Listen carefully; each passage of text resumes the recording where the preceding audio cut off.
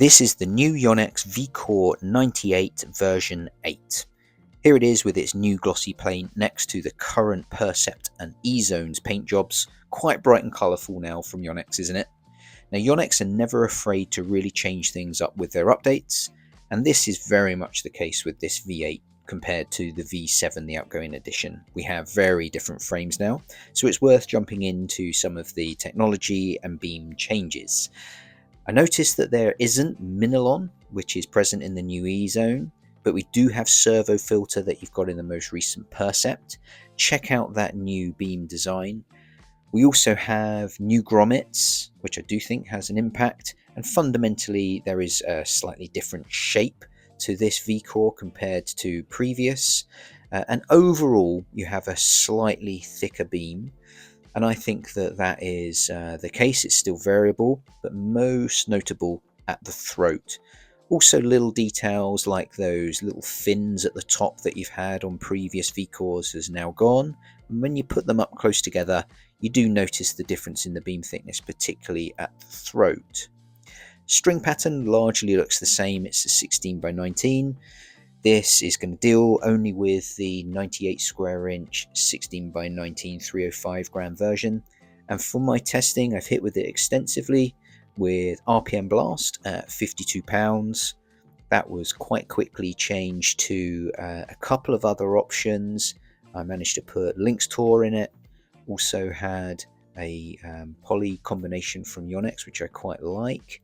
Sometimes think that Polytour Pro is not offering enough bite and snapback in Vcores, hence that combination that you just saw.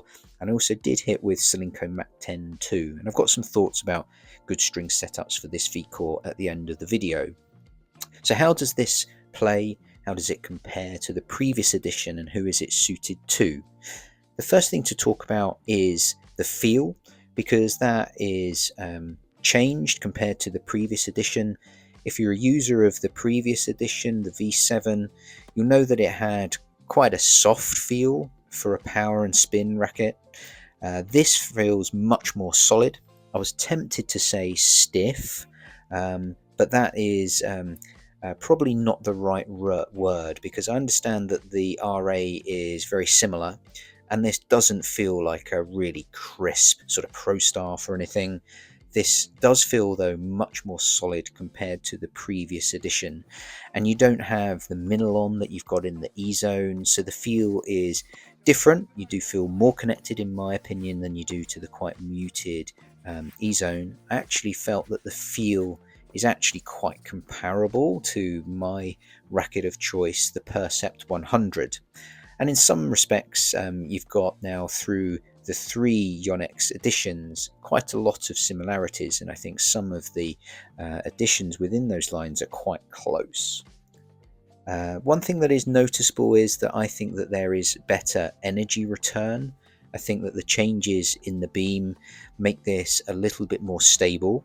This version, I must add, the 98 305 grams, I always felt that the previous edition was a little bit fluttery at the top of the hoop, and a lot of players that I had take on this frame did need a little bit of customization at the V7, and I think that this has been improved. It's more solid, it's more stable. I think that it is more ready to go off the shelf, whereas I think a lot of players who were quite advanced maybe couldn't access the Tour previously, but needed a little bit of customization on the previous 98 305 grams. I think this has been shored up a little bit, and I think most people won't need to customize this frame when they're hitting with it.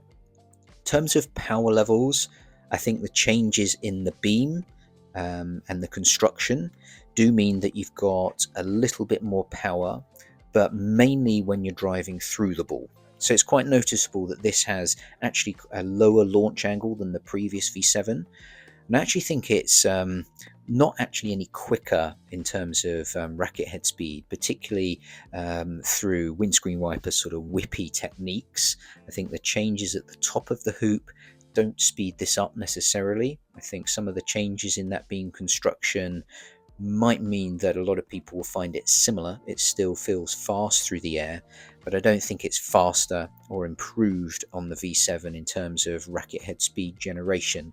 So you combine that in with the extra solid feel, and I think you've got a little bit more power, but it's actually suiting people who are perhaps driving through the ball a little bit more, flattening out their shots, when the V7, really didn't. I think the other thing to mention is I feel that the sweet spot on this frame has been fundamentally changed compared to the V7. Vcores, Yonexes arguably overall are suited to people because of that isometric head shape, suited to people who hit towards the top of the frame and are using semi-western grips and brushing up quite a lot on their forehand side, in my experience. I think that in this Vcore, the engineering has moved the sweet spot a little, perhaps brought it down a touch, and I actually think that that means that it's more accessible for other players as well. I think the sweet spot is not necessarily bigger, but it's a little bit lower on the frame, and that's one of the reasons why I, for example, get on much better with this V8 compared to the V7. I tend to connect both on my forehand and backhand side towards the middle of the frame, right in the plush center, which is different to a lot of players today. I'm the sort of person who will sometimes get a bit clogged up with my racket too close to me. I don't get on with extended frames, and if you're someone who is similar, you'll get on better with this Vcore V8 compared to the V7, at least this 98 305 gram version.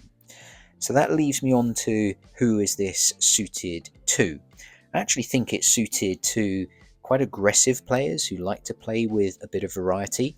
I think the V8 is an awesome racket on serve, and it's also really good at the net, and it's good if you want to play creatively. So this is for quite advanced attacking players, and I think that actually this is more solid than the V7, so it means that that customization won't be needed. If you're someone who's close to the tour but can't handle it, you'll get on better with this V8 this time around. Now this is Max. This is quite interesting. He's looking to upgrade from the 2023 version, and this is the potential downside to the V8. I mean, it suits me and players like me much better, and it's more solid, it's a bit more powerful. That is ultimately what Max wanted from his upgrade: a little bit more put away power, a little bit more plow through on his strokes, and he really did think that the V8 delivered on that. However, he also at the same time hit the E-zone and has actually decided to switch to the E-zone over the V8 and move away from Vcores. And I think that's the one potential thing to consider, particularly the Percept 100, my racket of choice, this Vcore 98, the 305, and the E-zone 98. They're all actually moved a little bit closer to each other. And there are differences, of course there are, and you will have preferences.